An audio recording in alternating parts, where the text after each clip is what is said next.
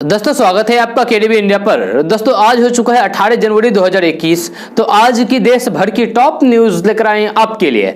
दोस्तों video start करने से पहले आपसे रिक्वेस्ट है, अगर आप नए आए इस चैनल पर तो फिर चैनल को सब्सक्राइब करके बेल आइकन को भी प्रेस कर दीजिए और साथ में वीडियो को लाइक कीजिए, अपने दोस्तों के साथ शेयर भी कीजिए। तो चलिए दोस्तों स्टार्ट करते हैं आज की देश भर की टॉप न्यूज।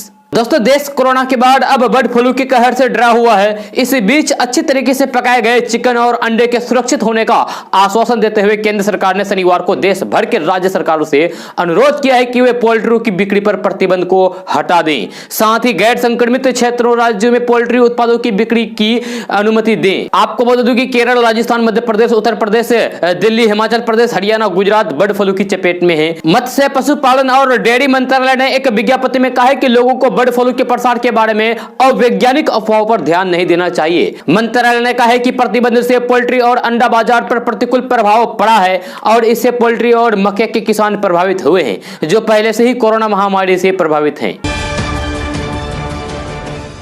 व्हाट्सएप अपनी प्राइवेसी पॉलिसी में लगातार बदलाव कर रहा है। इससे पहले कंपनी ने सभी यूजर्स के लिए 8 फरवरी का डेडलाइन दिया था। इसमें कहा गया था कि अगर यूजर्स कंपनी की पॉलिसी को नहीं मानता है तो वे प्लेटफॉर्म छोड़कर जा सकते हैं, यानी कि व्हाट्सएप बंद कर सकते हैं। लेकिन कल ही एक नए बयान में यूजर्स द्वारा कड़ी आलोचना के बाद व्हाट्सएप ने 8 फरवरी की डेडलाइन को बढ़ाकर 15 मई तक कर दिया है। ऐसे में आज सुबह एक बार फिर से व्हाट्सएप ने स्मार्टफोन यूजर्स के स्टेटस अपडेट सेक्शन में अपनी प्रोफाइल पॉलिसी को 4 स्टेप में समझाने की कोशिश की है। प्राइवेसी पॉलिसी के ऐलान के बाद यूजर्स लगातार टेलीग्राम और सिग्नल जैसे ऐप पर शिफ्ट हो रहे हैं। ऐसे में कंपनी को काफी ज्यादा नुकसान हो रहा है। लेकिन अब व्हाट्सएप का कहना है कि प्राइवेसी पॉलिसी को लेकर यूजर्स के मन में अभी भी कंफ्यूजन है और हम उसे दूर करने के लिए और ज्यादा समय देना चाहते हैं। तो चलिए हम जानते हैं कि आखिर व्हाट्सएप ने 4 स्टेप में प्राइवेसी पॉलिसी को लेकर क्या जानकारी दी है। व्हाट्सएप ने पहले स्टेप में बताया कि हम आपकी प्राइवेसी के लिए प्रतिबद्ध हैं। दूसरे स्टेप में कंपनी ने कहा है कि हम आपके पर्सनल मैसेज नहीं पढ़ सकते हैं और वह एंड टू एंड एनक्रिप्टेड है। तीसरे स्टेप में व्हाट्सएप ने यूजर्स को लोकेशन को लेकर सफाई दी है और कहा है कि हम आपकी शेयर्ड लोकेशन का डाटा नहीं रखते हैं। चौथे और आखिरी स्टेप में व्हाट्सएप ने अपने फेसबुक के साथ कॉन्टेक्ट ना शेयर करने की बात कही है। दोस्तों प्रधानमंत्री नरेंद्र मोदी ने कहा है कि भारत ने जिस प्रकार कोरोना महामारी का मुकाबला किया उसका लोहा आज पूरी दुनिया मान रही है। कोरोना के खिलाफ टीकाकरण अभियान के आरंभ से पहले राष्ट्र के नाम अपने संबोधन में उन्होंने कहा है कि इस महामारी से देश की लड़ाई आत्मविश्वास और आत्मनिर्भरता की रही और इस मुश्किल दौर में भी हर भारतीय में आत्मविश्वास को कमजोर न पड़ने देने का संकल्प दिखा। प्रधानमंत्री नरेंद्र मोदी ने देशवासियों को बताया कि कैसे एक देश में जब भारतीयों की कोरोना जांच के लिए उपकरण कम पड़ गए थे तो भारत ने पूरी लैब वहां भेज दी थी ताकि वहां से भारत आ रहे लोगों को टेस्टिंग में दिक्कत ना हो सके। जी हां, उन्होंने कहा है कि भारत ने इस महामारी से जिस प्रकार से मुकाबला किया है उसका लोहा आज पूरी दुनिया मान रही है। दोस्तों मेडिकल से यानी कि अस्पताल से निकलने वाला खराब वेस्ट प्लास्टिक अब आपके बच्चों का खिलौना बनेगा। जी हां, गुड्डे गुड्डी से लेकर कार और प्लेन तक इससे बनेगा। आज से चालू हो रहे hi-tech automatic common biomedical waste treatment plant से यह संभव होगा। पटना सहित 6 जिलों के सरकारी और प्राइवेट अस्पतालों से निकलने वाले प्लास्टिक कचरे से यहां खिलौना बनाने की प्रक्रिया होगी। जी हां, इस नए हाईटेक प्लांट के चालू होते ही पटना के शहरी लोगों को भी मेडिकल वेस्ट यानी कि अस्पताल से खराब हुआ सामान धुएं से निजात मिल जाएगी। दोस्तों किसान नए कृषि कानून की अपनी मांगों को लेकर अड़े हुए हैं और सरकार इसे रद्द करने को तैयार नहीं है। यह किसान आंदोलन का आज 55वां दिन है। इस बीच केंद्रीय कृषि मंत्री नरेंद्र सिंह तोमर ने कहा है कि देश के अधिकांश किसान और विशेषज्ञ कृषि कानूनों से खुश थे। हमने किसान संगठनों को एक प्रस्ताव भेजा है जिसमें हमने मंडियों, व्यापारियों और अन्य लोगों के पंजीकरण के बारे में उनकी चिंताओं को दूर करने पर सहमति व्यक्त की है। नरेंद्र सिंह तोमर ने कहा है कि जब सुप्रीम कोर्ट ने कानून लागू करने पर रोक लगा दी है तो फिर किसान हड़ताल पर क्यों है। अगर कानून को निरस्त करने के अलावा कोई भी मांग है तो फिर किसानों को हमें बताना चाहिए। पूरे देश के लिए एक ही कानून बनाया जाता है। अदालत ने कानून के प्रस्ताव पर रोक लगा दी है। अगर कुछ और है तो फिर आप इसे सहमति के समक्ष रख सकते हैं। उन्होंने कहा है कि हमने किसानों की यूनियनों को एक प्रस्ताव भेजा है जिसमें हमने मंडियों, व्यापारियों और अन्य लोगों के पंजीकरण के बारे में उनकी चिंताओं पर सहमति व्यक्त की है। सरकार भी पुआल जलाने और फिर बिजली से संबंधित कानून पर चर्चा करने के लिए सहमति हुई, लेकिन यूनियन केवल कानून को निरस्त करना चाहती है। दोस्तों देश के सभी सरकारी बैंक जैसे एसबीआई, पीएनबी यानी कि Punjab national bank, bank of Baroda आदि और प्राइवेट बैंक जैसे आईसीआईसीआई बैंक, एक्सिस बैंक और एचडीएफसी बैंक अपने ग्राहकों को लगातार फ्रॉड से बचने के लिए सावधान करते रहते हैं। लेकिन कई बार जानकारी नहीं होने पर भी आप धोखाधड़ी का शिकार हो जाते हैं। इसलिए आज हम आपको बैंक एटीएम से जुड़ी एक छोटी सी ग्रीन लाइट के बारे में बता रहे हैं, जिसकी छोटी सी भूल आपको बैंक खाता को खाली कर सकती है। जी आप जब भी बैंक एटीएम पर जाएं तो फिर आप इस बात का ख्याल हमेशा रखें कि एटीएम कार्ड का स्लॉट सही से काम कर रहा है या फिर नहीं। अगर वह ढीला ढाला है तो फिर उस स्लॉट में अपना कार्ड बिल्कुल भी नहीं डालें।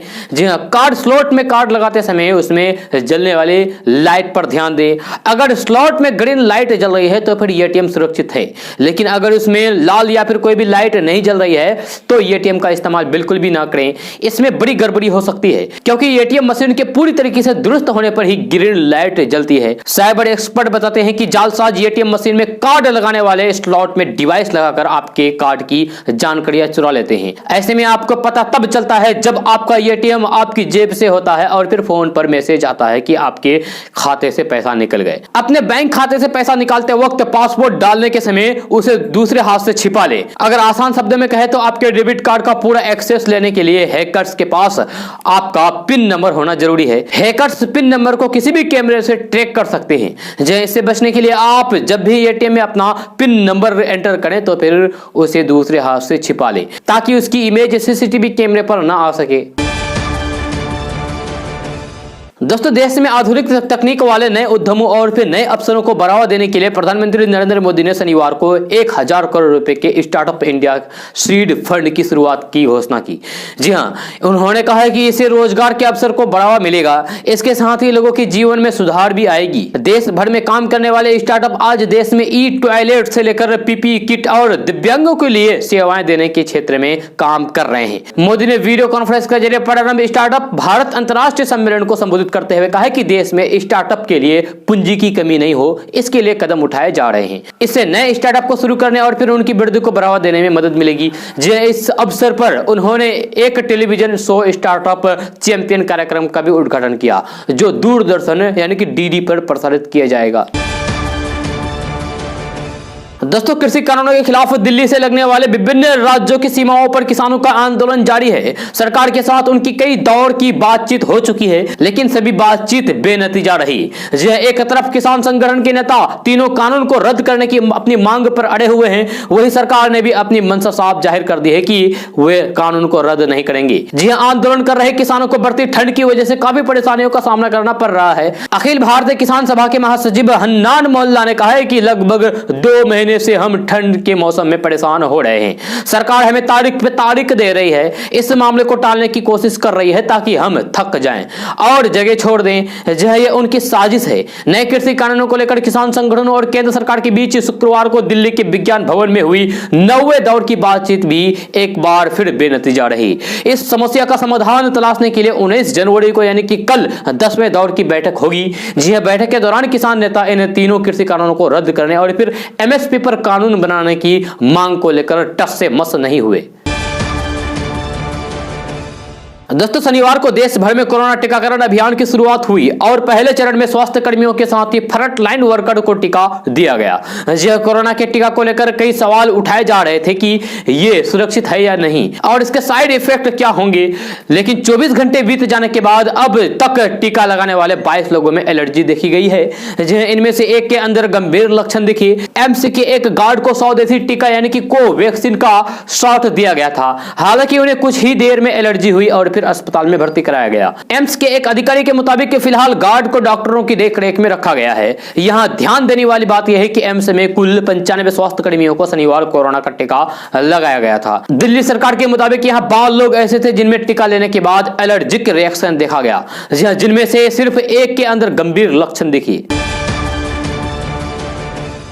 देश भर में राज्य सरकारों की बसों और एसी लग्जरी बसों का बेड़ा खड़ा करने के लिए केंद्र सरकार सार्वजनिक सड़क परिवहन में सुधार करने की तैयारी कर रही है। इससे सभी राज्यों के सड़क यात्री सस्ते, सुरक्षित और आरामदेह सफर का लुत्फ उठा सकेंगे। जी हां, देश विदेश के पर्यटकों को सड़क मार्ग के लिए आकर्षित किया जा सकेगा। सड़क परिवहन मंत्रालय के एक वरिष्ठ अधिकारी ने बताया कि केंद्र सरकार ने एसी लग्जरी बसों का परमिट मुक्त करने की योजना बनाई है।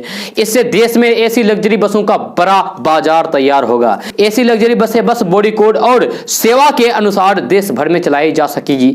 इसके अलावा राज्य सड़क परिवहन निगम को इलेक्ट्रिकल बसों की खरीद के लिए धन मुहैया कराया जाएगा। दोस्तों, क्या बीजेपी का आला कमान नीतीश कुमार को हैंडल करने के लिए शाहनवाज हुसैन को बिहार भेज रहा है? जी, भाजपा सूत्रों ने ऐसे ही खबर मिल रही है। खबर आ रही है कि शाहनवाज हुसैन को बिहार में मंत्री भी बनाए जाएंगे। बिहार में बीजेपी के कम तजर्बों वाले मंत्रियों के बीच शाहनवाज हुसैन नीतीश कुमार को संभालने के काम में लगाए जाएंगे। बीजेपी के एक वरिष्ठ नेता ने बताया कि शाहनवाज हुसैन का वनवास खत्म करके पार्टी ने उन्हें बिहार विधान परिषद के चुनाव में उम्मीदवार बनाया, तो उसके गहरे मायने हैं। शाहनवाज हुसैन सिर्फ विधान पार्षद बनने के लिए नहीं आ रहे हैं, जहां पार्टी उन्हें मंत्री बनाने के इरादे से बिहार भेज रही है। बीजेपी सूत्र के मुताबिक आलाकमान ने इस महीने में की शुरुआत में ही शाहनवाज हुसैन को बता दिया था कि उन्हें बिहार जाना है। उन्हें आगे का रोड मैप भी समझा दिया गया था। दरअसल काफी दिनों से वनवास झेल रहे शाहनवाज हुसैन ने जम्मू कश्मीर के चुनाव में पार्टी के लिए जी तोड़ मेहनत किया था। इसके बाद आलाकमान ने उनके लिए नया रोल तय किए हैं।